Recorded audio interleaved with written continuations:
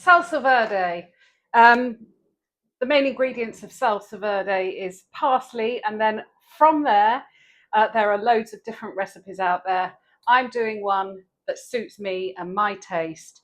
The ingredients, and I've weighed this because I usually just do it by handfuls. I've got 20 grams of roughly chopped flat leaf parsley. I've got 15 grams of fresh basil leaves.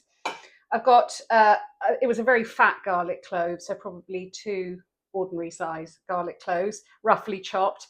Just an aside on that, the same as I use a separate board for chicken, I have a separate board that I use just for chili and for garlic, just because of touching it and smells and everything else.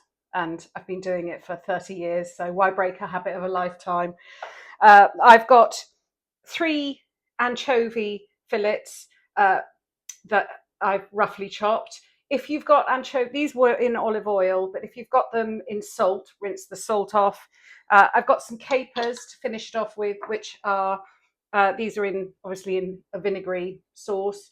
But if you have salted capers, rinse the salt off because you can season it yourself to the right level and you're going to get the saltiness from the anchovies. If you haven't got capers, you could use cornichons or pickled cucumber.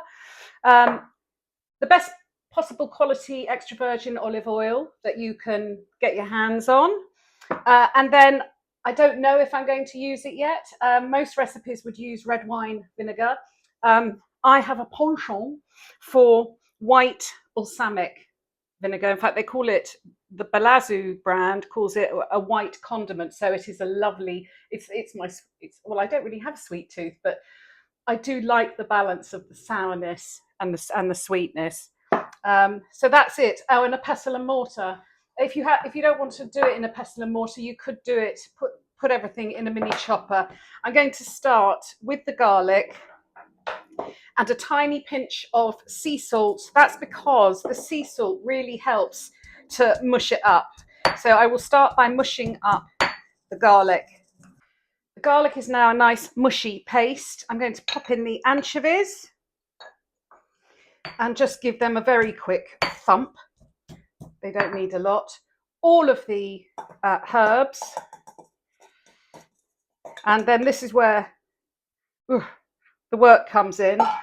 You're now going to pound this until it's fragrant and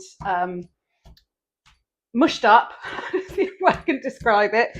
And I will let you know when I come back how long it's taken. The easiest way to do it is to pound first until it's reduced.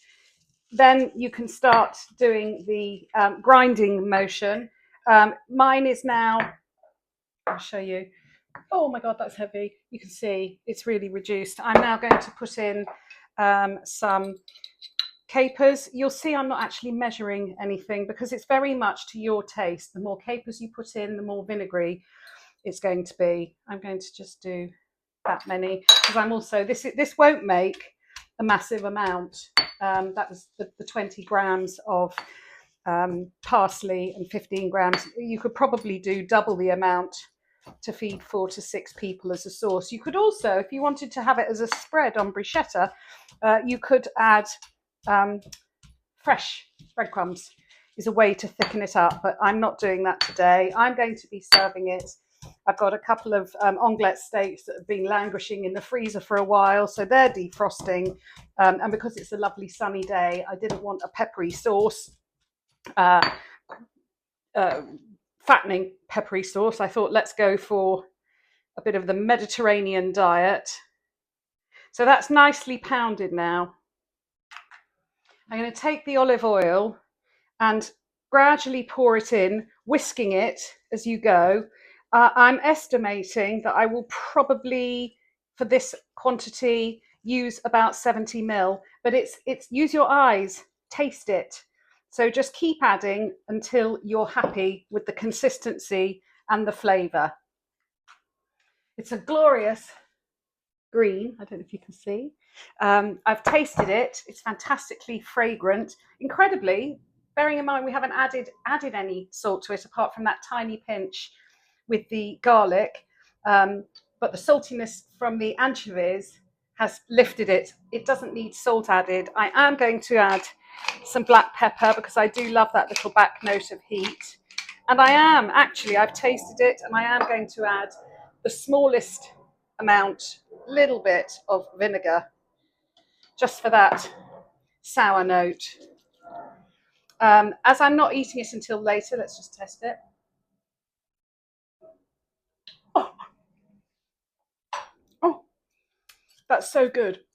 You know, if you don't like vinegar, if you don't like that sort of burn that you sometimes get on the back of the throat, this white balsamic or white condiment, you'll love it. You'll love it in dressings and everything else. So I'm not eating this. We're not having this until later. So I'm going to put it into an airtight container and keep it in the fridge. And then I'll take it out of the fridge about half an hour before we want it.